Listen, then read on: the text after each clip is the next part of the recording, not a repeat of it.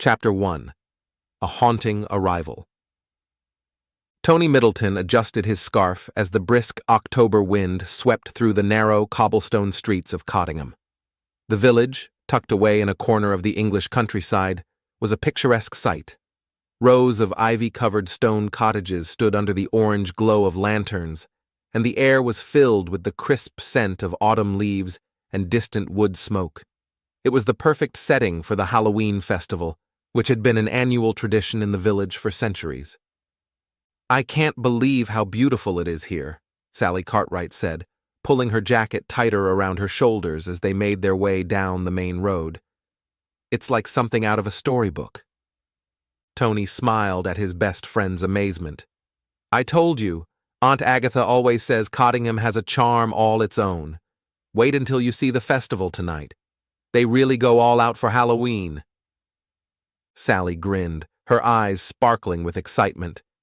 She had jumped at Tony's invitation to spend the weekend in Cottingham, eager to experience something different from their usual city life. As they rounded the corner, Tony's Aunt Agatha's house came into view. It was a quaint cottage, painted in warm hues, with climbing roses that twisted around the wooden doorframe.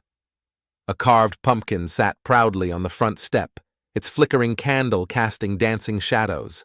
The door swung open before they could knock, and Aunt Agatha appeared, her eyes bright and welcoming. She was a woman in her late 50s, with silver hair that curled just below her chin and a vibrant energy. She wore a woolen shawl and a wide-brimmed hat adorned with autumn leaves, looking every bit the part of the village's Halloween traditions. "Tony, Sally, welcome, dears." Agatha's voice was filled with warmth as she ushered them inside. "You're just in time. The festival starts at dusk, and I have some special costumes ready for the two of you." Tony raised an eyebrow. "Costumes? I didn't think we were dressing up for this." "Of course you are," Agatha said with a mischievous twinkle in her eye. "Everyone dresses up for the masquerade. It's tradition." Sally laughed, thrilled by the idea. "I'm in. What do you have for us?" Agatha led them through the cozy sitting room, where a fire crackled in the hearth, to a back room filled with boxes of decorations. She pulled out two elegant hand-sewn costumes. One was a dark velvet cloak with intricate silver embroidery, clearly meant for Tony, and the other was a beautiful gown in deep emerald green for Sally, complete with a matching mask. "These belong to my mother and father," Agatha said, her voice taking on a more nostalgic tone. "They wore them to the festival when they were young, and now it's your turn." Tony and Sally marveled at the craftsmanship of the costumes, and after a few minutes of fussing and fitting, they were ready for the festival. As dusk began to settle over the village, the trio left the cottage and made their way toward the village square, where the festival was already in full swing. Orange and black banners fluttered from every lamppost, and dozens of carved pumpkins lined the pathways, their faces flickering with candlelight.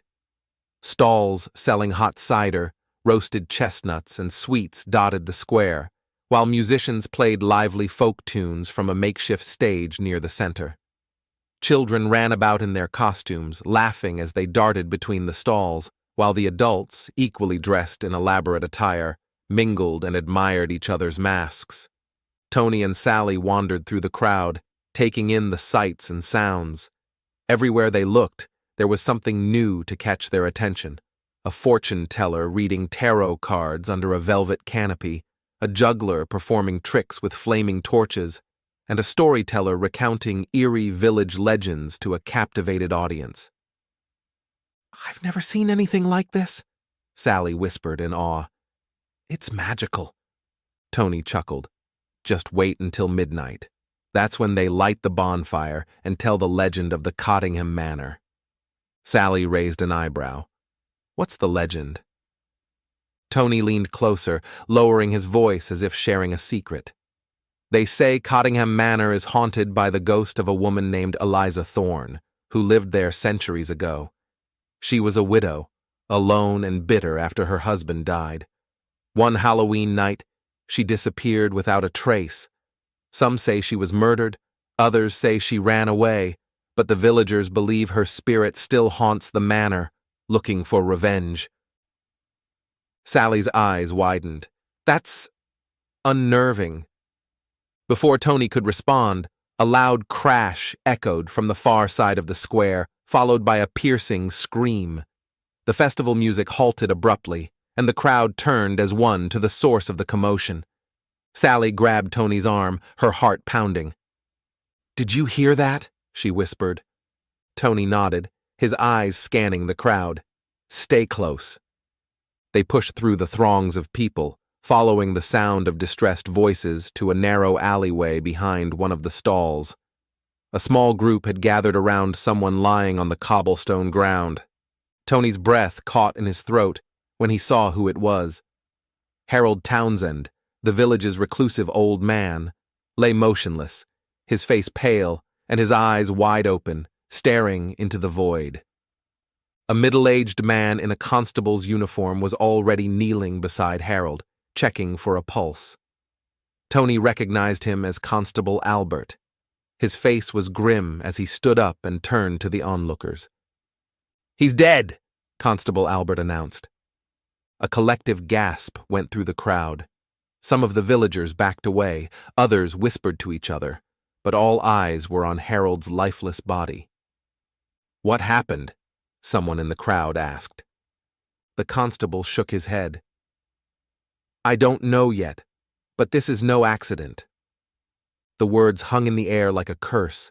The festive atmosphere had vanished, replaced by a chilling sense of fear. The villagers exchanged uneasy glances, as though realizing all at once that the death had struck far too close to home. Tony looked at Sally. "Something's not right. We need to find out what really happened." Sally nodded, her heart still racing. She knew Tony's instincts were rarely wrong. As the crowd began to disperse and Albert called for the village doctor to examine the body, Tony and Sally exchanged a glance, their excitement from earlier in the evening now replaced with a grim resolve.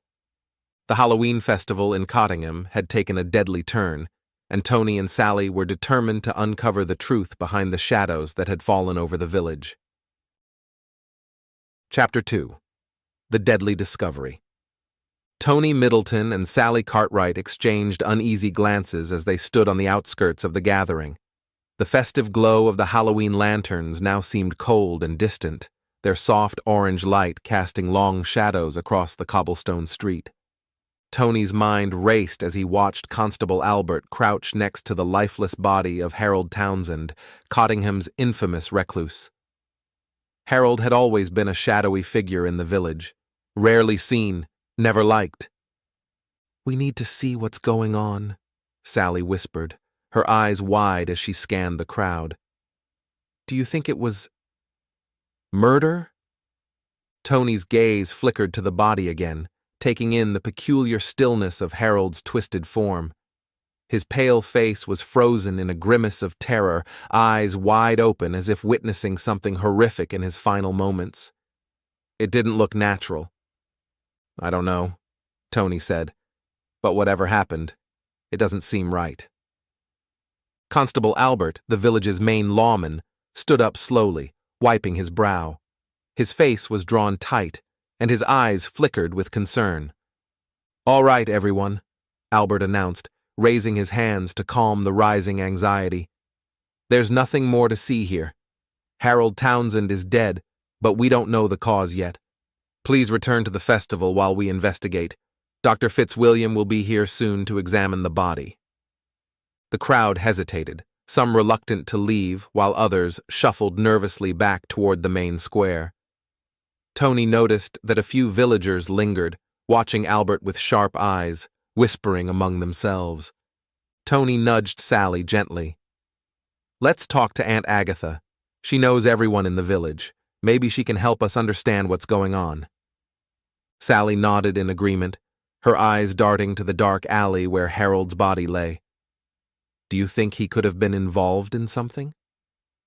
Tony sighed. "It's possible, but we need more information before jumping to conclusions. There's definitely something more going on here."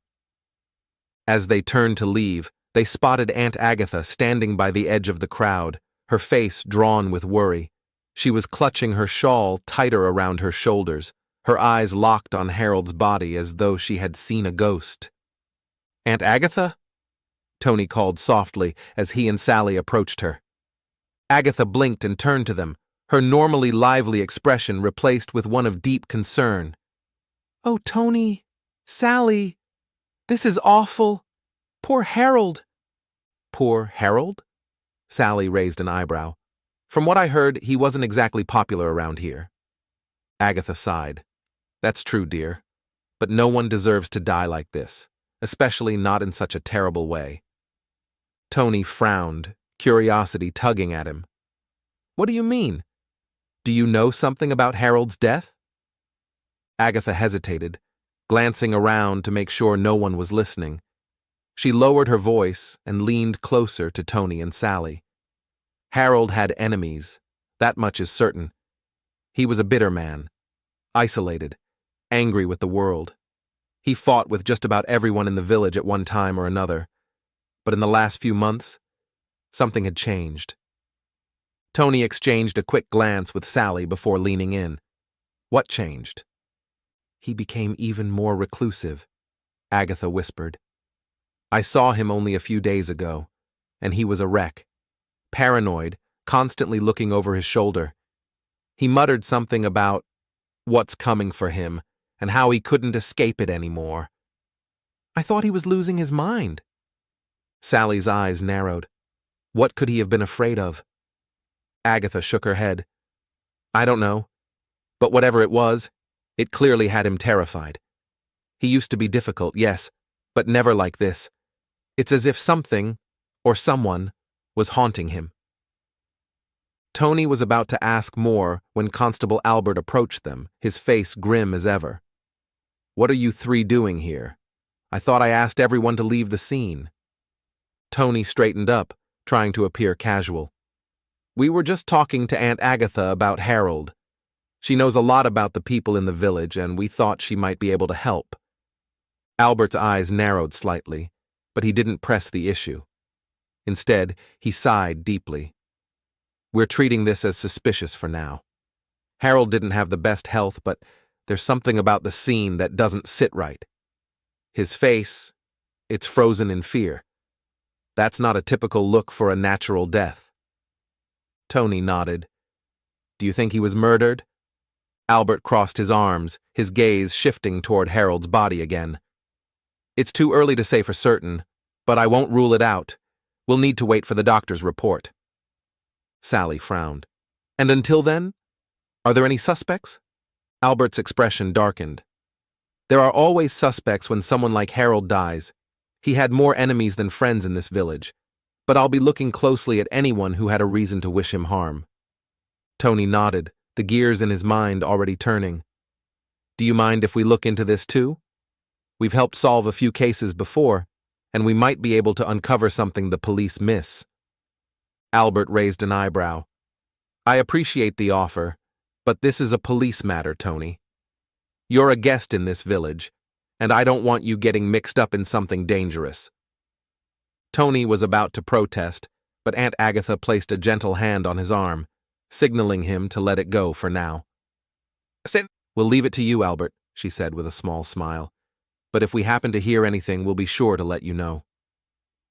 Albert nodded, his expression softening slightly. "Thank you, Agatha. Just stay out of trouble, all of you." As the constable walked away, Tony turned to Sally, his eyes bright with determination. "We're not letting this go, are we?" Aunt Agatha chuckled softly. "I should have known you two would get involved.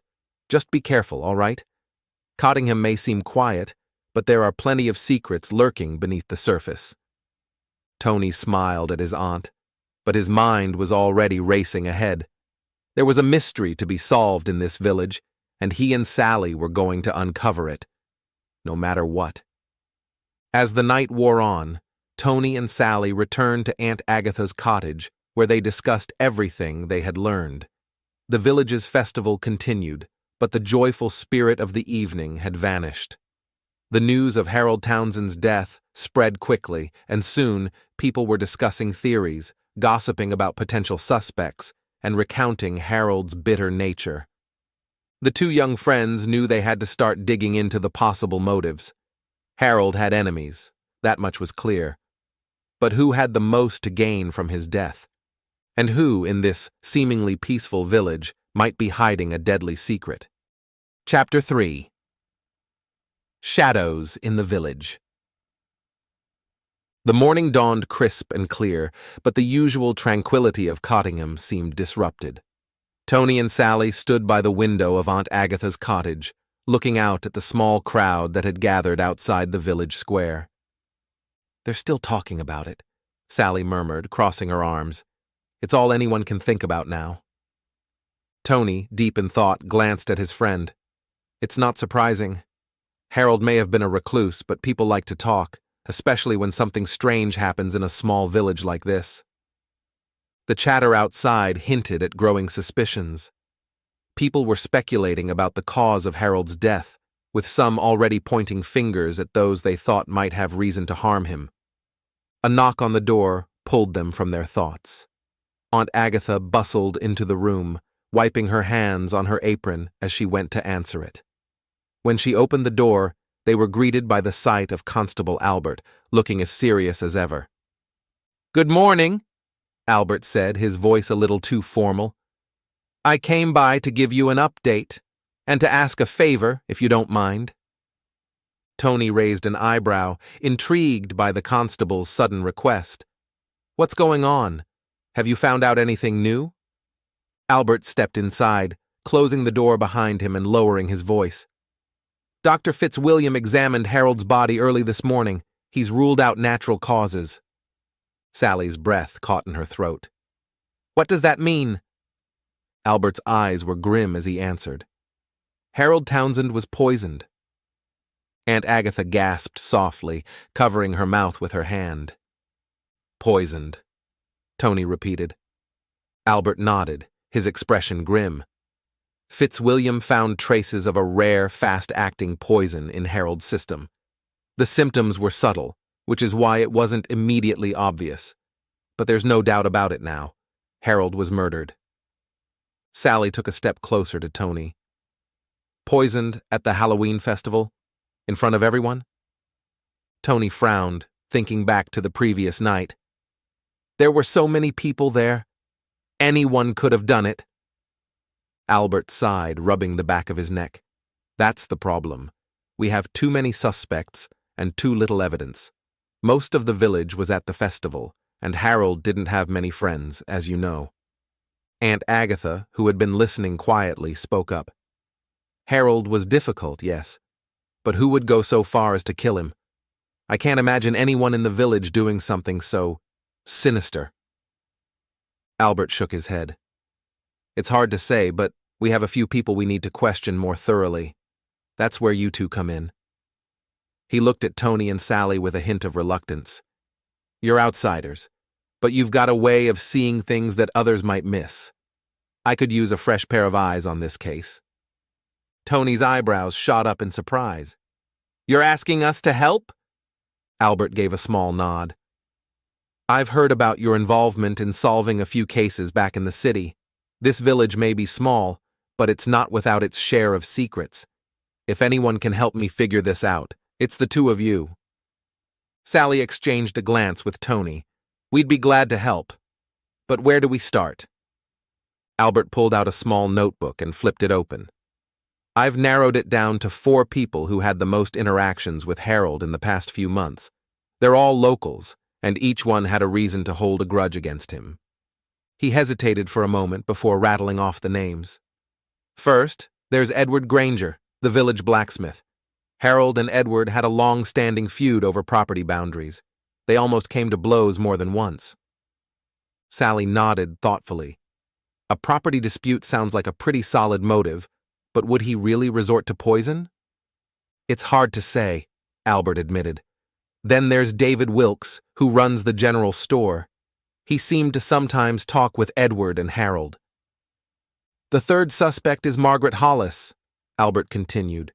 She and Harold were very close once, but rumor has it that they had a falling out and things between them have been tense. And the fourth? Sally prompted. Albert's eyes darkened. Helen Turner. She was Harold's housekeeper for many years but was abruptly dismissed under mysterious circumstances last month. She's been tight-lipped about what happened, but she hasn't exactly hidden her resentment. Tony and Sally exchanged glances, the pieces of the puzzle starting to fall into place. 4 suspects, each with a clear motive, but no obvious connection to the poison. The mystery was growing more complex with each revelation.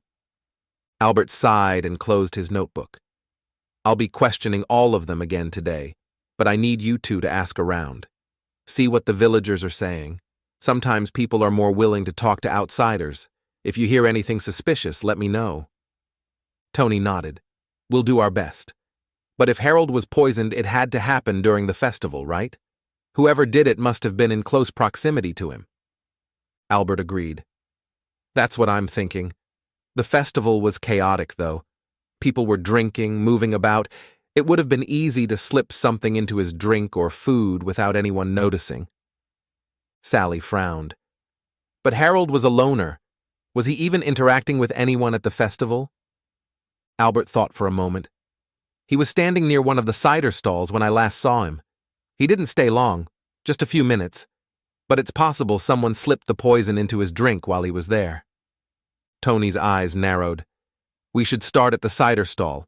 Maybe someone saw something. Albert gave a curt nod. Good idea. I'll be conducting interviews at the station, but if you find anything, come straight to me. With that, the constable left the cottage. Later that morning, Tony and Sally made their way back to the village square. The cider stall, where Harold had last been seen, was still set up, though the vendor, an older man named George, looked far less jovial than he had the night before. He was cleaning up the remnants of the festival, his movements slow and deliberate. Tony approached him with a friendly smile. Morning, George. Busy night, wasn't it? George grunted in response, barely looking up from his work. Busy, sure, but not the kind of night anyone wanted. Sally stepped forward, her tone more sympathetic. We heard about Harold. You were here when it happened, right? George finally looked up, his weathered face lined with worry. I was here. Saw him standing by the stall sipping his cider. Didn't talk to him much. He wasn't the chatting sort, you know. But I saw him go pale, real sudden-like before he stumbled off. Tony and Sally exchanged a glance. Do you remember if anyone was with him? Or if anyone approached him while he was here? Tony asked. George thought for a moment, scratching his chin. Not that I can recall. People were milling about, but no one came up to him that I saw. He was by himself mostly. Sally frowned. What about his drink? Did anyone else handle it? George shook his head. Not that I saw. He poured his own cider, same as everyone else. Thanks, George. Let us know if you remember anything else, she said. As they walked away from the stall, Sally sighed. We're not getting much from the villagers. Everyone's too on edge. Tony nodded, deep in thought. We'll have to dig deeper. Someone poisoned Harold, and whoever it was had to be close enough to slip something into his drink without being noticed. Sally crossed her arms. It could be any one of the 4 suspects Albert mentioned, but which one had the opportunity? Tony glanced around the village square. We'll find out, but we'll need to talk to each of them and figure out which one had the means and the motive to commit murder. Chapter 4. Suspicions and Secrets. Tony and Sally headed back toward Aunt Agatha's cottage, intending to lay out a plan for how they would approach each suspect. However, before they could even cross the threshold, they were met by Aunt Agatha herself, bustling out with an air of urgency about her. "Oh, there you are," she exclaimed, her cheeks flushed. "I was just on my way to find you. It's Helen Turner, you know, the former housekeeper. She's been asking around about you two. I think she might want to talk." Tony exchanged a quick look with Sally. Helen Turner was one of the 4 suspects, and someone who could potentially hold vital information about Harold. The fact that she wanted to reach out was both intriguing and suspicious. "Where is she now?" Tony asked. Aunt Agatha pursed her lips, pointing toward the edge of the village. "She's staying with her sister, just past the church. I can take you there if you'd like." Tony and Sally nodded in agreement, and soon they were making their way through the winding village paths toward Helen's temporary lodgings. Helen Turner's sister's home was a modest cottage which appeared well kept, but there was an unmistakable air of sadness hanging over it. Helen, a stout woman in her late 50s, opened the door before Aunt Agatha even had the chance to knock. Come in," Helen muttered, her voice gravelly. Her eyes, however, darted nervously between Tony and Sally, as though she wasn't quite sure about the two young detectives standing before her. She led them into a small parlor where the furniture looked worn from years of use. She gestured for them to sit, and as they did, Aunt Agatha quietly excused herself, leaving Tony and Sally alone with the housekeeper. Helen remained standing, twisting her hands together anxiously. "You're here because of Harold's death, aren't you?" she said, without preamble. Tony leaned forward slightly, his voice calm but firm. "Yes, Helen. We're trying to piece together what happened. We know Harold wasn't the most popular man in the village, but he didn't deserve to be poisoned. We understand you worked for him for quite some time." Helen's face darkened at the mention of her former employer, and she let out a short, bitter laugh. "Worked for him? I was practically a prisoner in that house." Sally's eyes narrowed with interest. "What do you mean by that?" Helen sighed deeply, pacing across the room as she spoke. "Harold Townsend was a man who thrived on control. I took care of that house for nearly 20 years, and every single day he found some new way to make my life more difficult.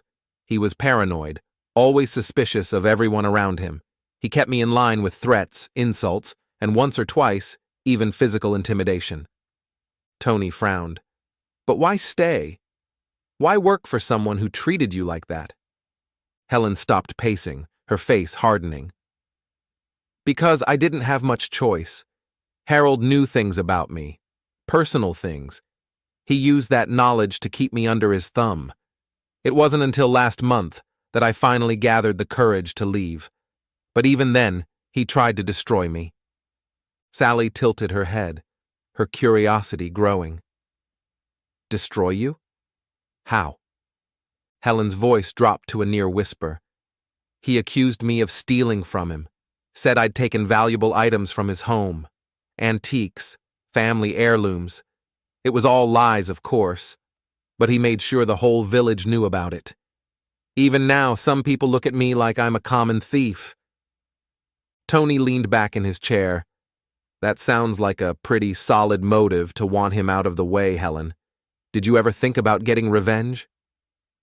Helen's eyes flashed with anger, but there was something else there, too. Fear. "Of course I thought about it. Who wouldn't? But I never would have killed him. I hated that man, but I'm not a murderer. Besides, I wasn't anywhere near him during the festival. I was at home with my sister the whole time."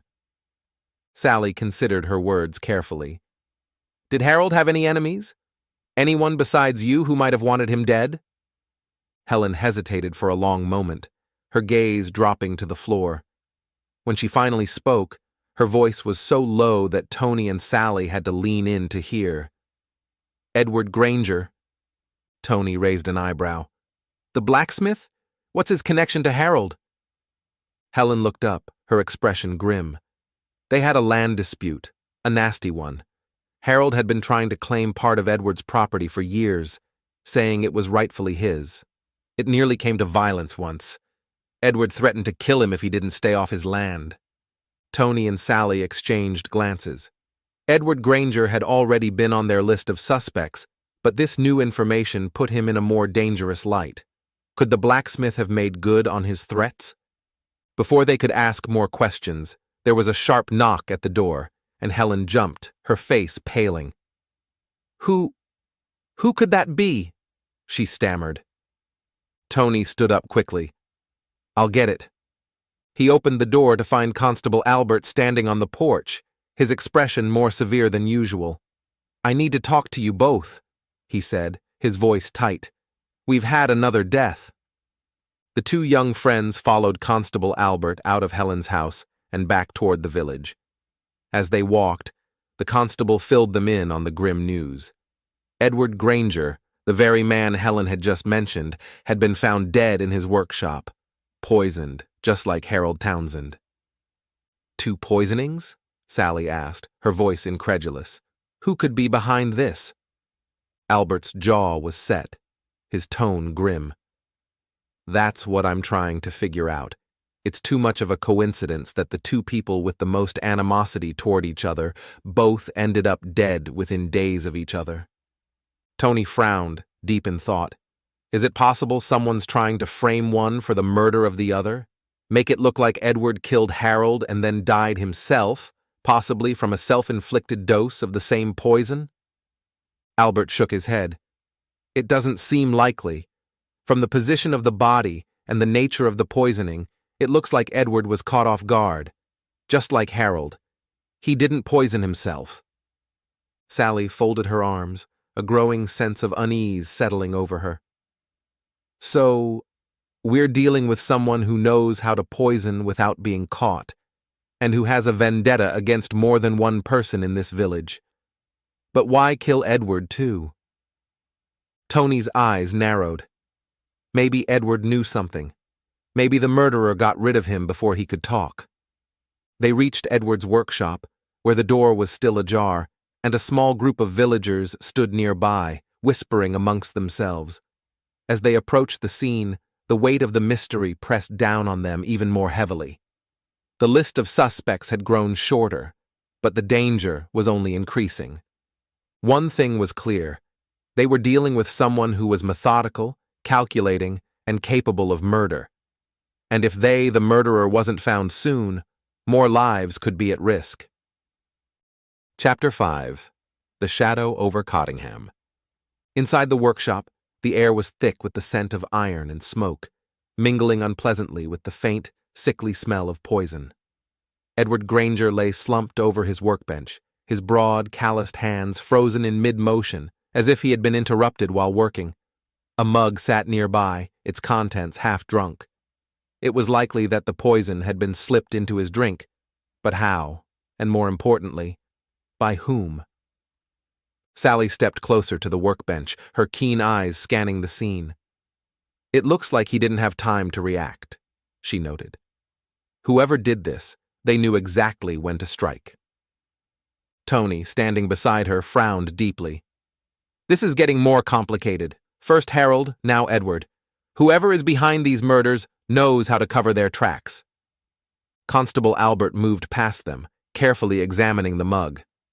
The poison was likely placed here, but Edward was a strong man. There's no way someone could have forced him to drink without him fighting back, so he must have trusted the person who handed him this. The idea hung in the air, unsettling Tony and Sally. Whoever had killed Edward was not an outsider. They were someone familiar, someone the victims wouldn't suspect. Albert straightened up and turned to Tony and Sally. "We've got to keep the villagers calm, but more importantly, we need to narrow down our suspect list. We now know for certain that Harold and Edward's deaths are connected, but the question is, how? We're dealing with someone who knew both men, someone who had access to them, and the means to poison them without raising suspicion." Sally looked at Albert. "Who else had a significant grudge against Harold or Edward? We need to talk to them again, get them to reveal more about their connections." Albert nodded. "The village isn't large. We can account for most people's whereabouts during the festival and around the time Edward was found. But I'm still suspicious of the remaining suspects. Margaret Hollis, Harold's old friend, and David Wilkes, the merchant. We should speak to them again." The first person they decided to visit was Margaret Hollis. A former friend of Harold Townsend, Margaret had once been quite close to him before a falling out that had become village gossip for months. Margaret lived on the far side of Cottingham, in a small but well-kept cottage surrounded by an overgrown garden. When Tony, Sally, and Constable Albert arrived, she was sitting outside, sipping tea with a serene expression that contrasted sharply with the rising tension in the village. "Good afternoon," Margaret greeted them, though there was an edge to her voice that suggested she wasn't pleased by their visit. "To what do I owe this unexpected pleasure?" Constable Albert didn't waste any time. "I'm afraid we need to ask you a few more questions, Margaret. There's been another death." Margaret's teacup rattled slightly in its saucer as she set it down on the table. "Another death? Good heavens, who now?" "Edward Granger," Sally answered, her eyes never leaving Margaret's face. "He was poisoned, just like Harold." For a brief moment, Margaret's composed mask slipped. Her eyes widened in shock, but she quickly regained control. "Edward? But why?" "That's what we're trying to figure out," Tony said, stepping forward. "We know there was no love lost between you and Harold, but we need to understand your connection to Edward." Margaret hesitated, a flicker of defensiveness crossing her face. "I had no connection to Edward. Harold and I had our disagreements, yes, but I hardly knew Edward Granger." Sally raised an eyebrow, unconvinced. "And yet, you seemed very nervous when we mentioned him." Margaret's lips pressed into a thin line.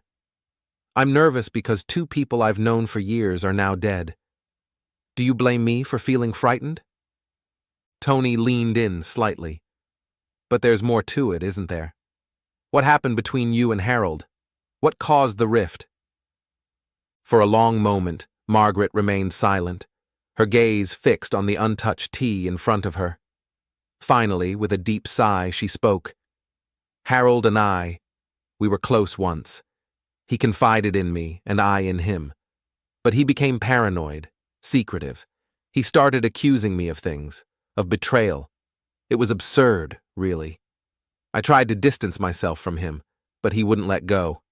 He threatened to ruin me, to expose my secrets. That's when I ended the friendship for good." "What secrets?" Sally asked. Margaret shook her head. "Nothing that matters now, but Harold was a master of manipulation. He had a way of getting under people's skin, making them doubt themselves. Perhaps that's what happened with Edward, too." Constable Albert studied her for a moment longer. "Where were you during the festival, Margaret?" "In my home," she replied, her tone clipped. "I didn't attend.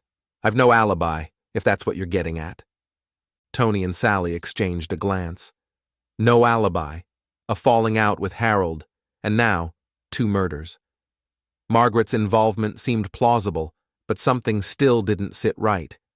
She didn't seem capable of such cold-blooded killings, especially not poisoning. But if not her, then who?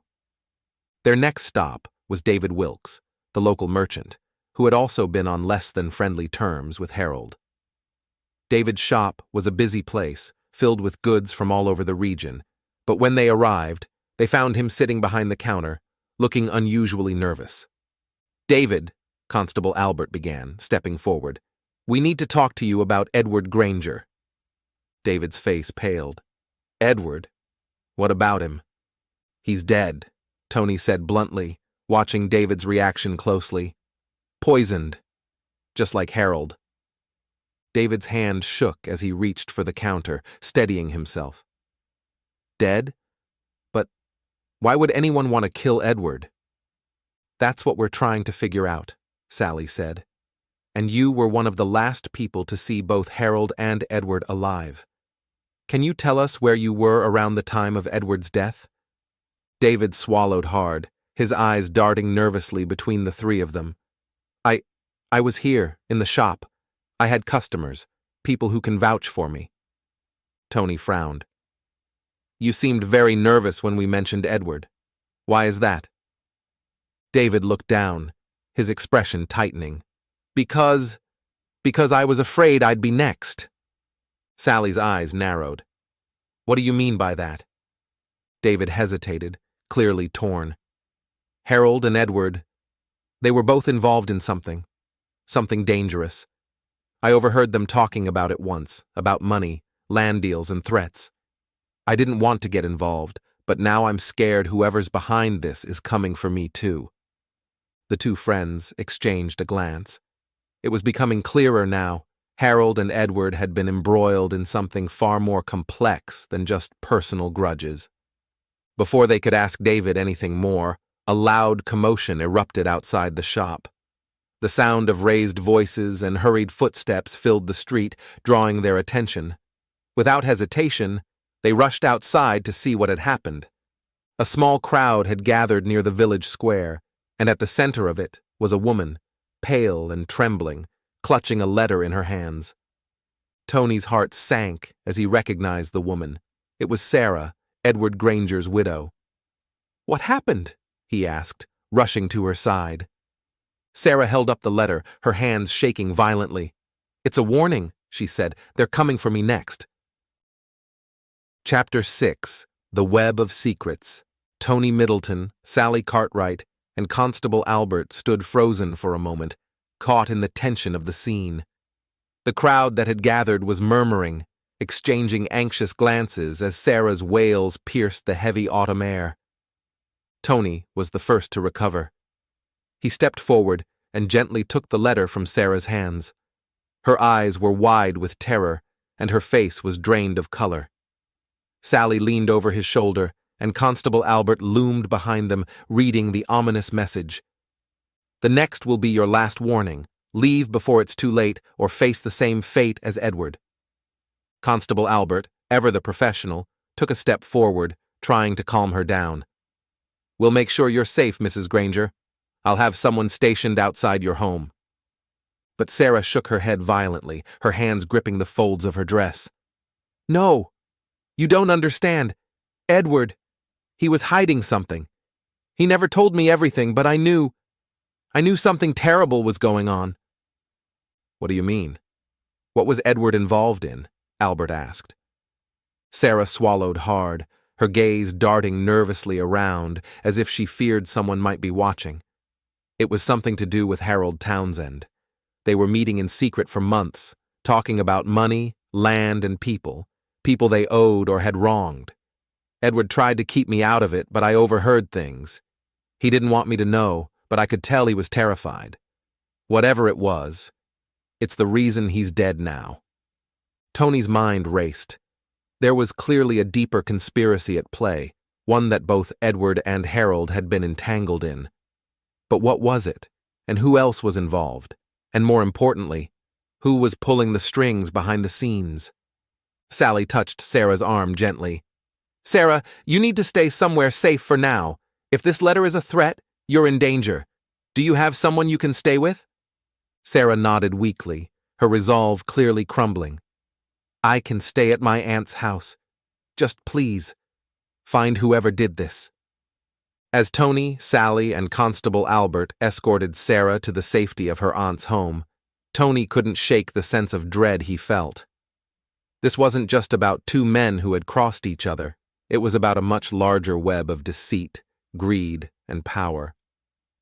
When they arrived at the modest cottage on the edge of the village, Sarah's aunt, Mrs. Porter, welcomed them with open arms. She was an elderly woman, soft-spoken and kind, with an air of quiet dignity about her. Tony and Sally explained the situation briefly, and Mrs. Porter promised to look after her niece. Once Sarah was settled, Tony turned to Sally. "We need to get to the bottom of this. There's something we're missing, something that ties all of this together." Sally nodded in agreement. "It's clear that Harold and Edward were involved in something shady, but we don't have all the pieces yet. We need to go back and speak to the others." Margaret and David both seemed to know more than they were letting on. "But who's sending the threats?" Tony asked. "It has to be someone close, someone who knows the village well enough to make their move without drawing suspicion." Constable Albert cleared his throat. "We're running out of time. If this killer strikes again, it could be tonight. We need to figure this out before anyone else dies. I have also sent a telegram to the Scotland Yard for more information that could help." Tony and Sally returned to the village square, the center of the Halloween festival. They decided to start with David Wilkes, who had seemed particularly shaken during their last conversation. His shop was dimly lit when they arrived, but David himself was inside, pacing nervously behind the counter. When he saw the two enter, he stopped, his face pale. "You're back," he said, his voice trembling. I told you everything I know." Tioni studied him for a moment, then stepped closer. "Did you? Because we just found out that Edward and Harold were involved in something together, something dangerous. We think you might know more than you're letting on." David's eyes darted to the door as if considering an escape, but there was nowhere to go. He sighed heavily and sank into the chair behind the counter. "I didn't want to be part of any of this," he admitted. "But Harold? He dragged me in." Sally raised an eyebrow. "Dragged you into what exactly?" David rubbed his face, clearly struggling with the weight of his confession. Harold was in debt, big debt. He owed money to some powerful people, and when he couldn't pay, he came up with a scheme to get the money he needed. He was going to sell off some land that didn't belong to him, land that had been disputed for years. Edward was part of the plan because he had the skills to forge the documents. "And you?" Sally prompted. I was supposed to help them find buyers," David said quietly, "but I didn't want to be part of it. I was afraid of what would happen if it all went wrong." Sally's eyes flashed with understanding. "But someone found out, didn't they? Someone who wanted revenge." David nodded, his face ashen. "I think so. I've been terrified ever since Harold died, and now with Edward gone too, I know I'm next. That letter Sarah got, I wouldn't be surprised if it was meant for me." Tony exchanged a glance with Sally. They were getting closer, but there was still one missing link, the identity of the murderer. If Harold and Edward had both been killed because of their involvement in the scheme, then who was behind it all? Who had the motive to see them dead? Before they could press David further, the door to the shop burst open, and Constable Albert rushed in, his face flushed with urgency. "There's been another death," he said, his voice breathless. "Who?" Sally asked, her heart pounding. "It's Margaret Hollis," Albert replied grimly. "She's been poisoned." The night had fallen fully by the time they arrived at Margaret's home. The small cottage was eerily quiet, with only the dim light of a lantern flickering inside. Margaret's body lay slumped over her kitchen table, a half-empty glass of wine beside her. Her face was peaceful, almost serene, but there was no mistaking the deadly stillness that hung in the air. "She must have been poisoned just like the others," Albert muttered as he examined the scene. Sally crouched beside Margaret's chair, her keen eyes scanning the room. But why her? She didn't seem like she was directly involved in Harold and Edward's scheme. Tony's mind raced. Maybe she knew something that made her a target. Constable Albert frowned. Or maybe she was a loose end. Whoever's doing this is cleaning up. Sally straightened up, her face set with determination. "There's only one way to find out. We need to talk to the one person who might have all the answers." Tony nodded, already knowing who she meant. "Sarah Granger." Chapter 7. The Killer. Unmasked. The flickering flames from the hearth cast dancing shadows across the room, but none of the warmth seemed to touch Sarah. She sat pale and drawn, her hands wringing in her lap. Tony could see the exhaustion in her eyes, but also a growing fear. Sally was the first to speak, her tone gentle. "Sarah, we need to know the truth. We understand that you're afraid, but the longer you keep quiet, the more danger there is for everyone in this village. 3 people have already died, Harold, Edward, and now Margaret. If we don't stop this, there's no telling who's next." Sarah looked down, her hands trembling. "I never wanted any of this," she whispered, her voice cracking. "Edward, he kept so much from me. Even before he was killed, I knew he was hiding things. The late-night meetings with Harold, the forged documents, they were getting in too deep. He was scared, but he wouldn't tell me everything. And now he's gone." "Sarah," Tony said, stepping forward. We've learned about Harold's debts and the scheme to sell disputed land. What we don't understand is who would have the motive to kill all of them, and why Margaret Hollis, of all people. Sarah hesitated. Margaret, she whispered. She knew about Edward and Harold's scheme, but she wasn't involved, not directly at least. She overheard something that wasn't meant for her. Sally leaned in closer. What did she overhear? Harold was planning to double-cross the people he owed, Sarah continued. He thought he could sell the land, pay off his debts, and keep the rest for himself. But there was someone else, someone who wanted a piece of the deal, and Harold promised them more than he could deliver. Margaret overheard that conversation between Harold and Edward. That's why she was killed. She knew too much. Tony finally getting closer to the truth. Who was this other person, Sarah? Who did Harold promise the money to? Sarah shook her head, her face pale. I don't know. Edward never told me the name, but he was terrified. He said they were dangerous, ruthless. And now, I think they're the one behind all of this. The moment they left Sarah's cottage, Tony and Sally moved with purpose. The village square was still alive with the remnants of the Halloween festival, but the festive air had become strained. Tony's mind was racing as they made their way toward the police station, where Constable Albert had been coordinating the investigation. The confusion that had shrouded the case was beginning to lift, but there was still one crucial piece missing: the identity of the person pulling the strings. As they stepped inside the station, Constable Albert greeted them with a grim nod. Sally took a deep breath. We think we know why Margaret was killed. She overheard Harold and Edward discussing a deal gone wrong. Something about Harold double-crossing someone dangerous. Whoever that is, they're the one who's been orchestrating this. Tony shook his head. Not quite. We need to take a closer look at who might have had something to gain from all of this. We've been focusing on Harold and Edward's involvement, but this was bigger than just them. Whoever they were working with has the real motive here. Albert's face hardened as he opened the telegram that had just been delivered by the mailman. It was from the Scotland Yard on it, and inside it simply said, William Cartwright. Sally's head snapped up at the mention of her uncle's name. My uncle? What are you saying? Albert met her gaze, his expression serious. It makes sense, Sally. The Scotland Yard had their eyes on William Cartwright for a long time. That is all I am allowed to tell you. Mr. Cartwright was close to Harold and Edward. He's been involved in the land disputes for years, trying to negotiate settlements. If Harold promised him a piece of the deal and then reneged, William would have every reason to want them both out of the way. Sally's face went pale. But my uncle wouldn't kill. He's always been a businessman, not a murderer.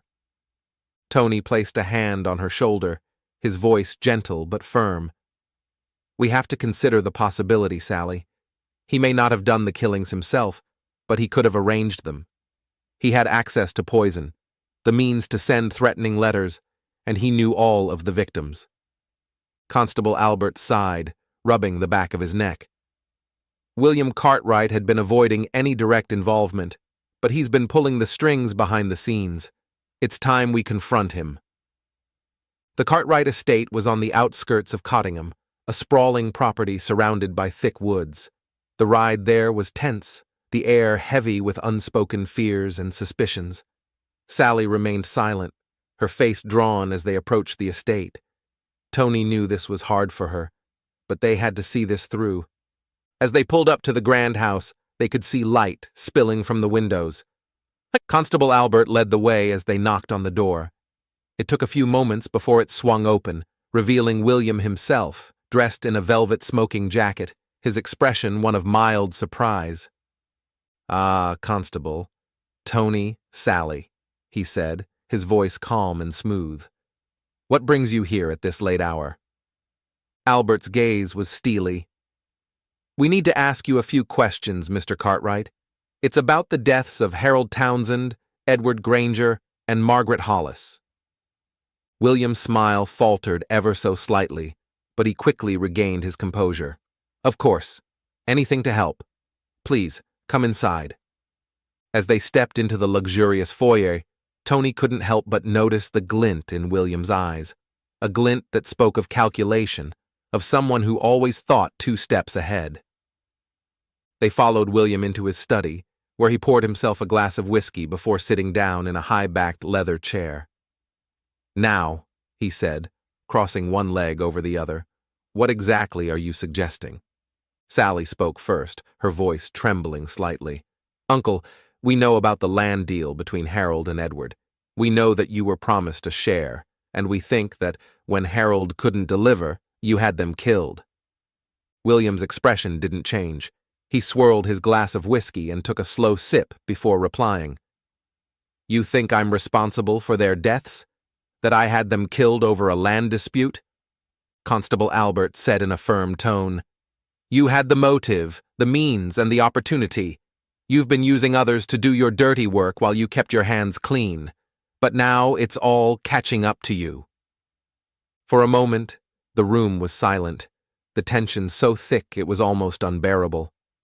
Then slowly, William set down his glass and leaned back in his chair, a cold smile spreading across his face.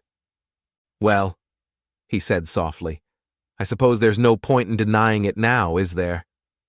Sally's breath caught in her throat as her uncle's words sank in. You really did it? You're responsible for all of this? William's smile never wavered. It was business, my dear. Nothing personal. Harold and Edward were liabilities, fools who thought they could outsmart me. Margaret was simply collateral damage. I couldn't let her live once she overheard that conversation. Constable Albert stepped forward. William Cartwright, you're under arrest for the murders of Harold Townsend, Edward Granger, and Margaret Hollis. As Albert cuffed William's wrists, the man's cold, calculating smile remained in place. You'll never be able to prove anything, he said quietly, but I suppose that's for the courts to decide. As William was led away, Tony placed a hand on Sally's shoulder, offering silent support.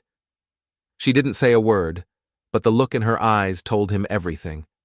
The truth had been uncovered, but the cost was far greater than either of them had expected.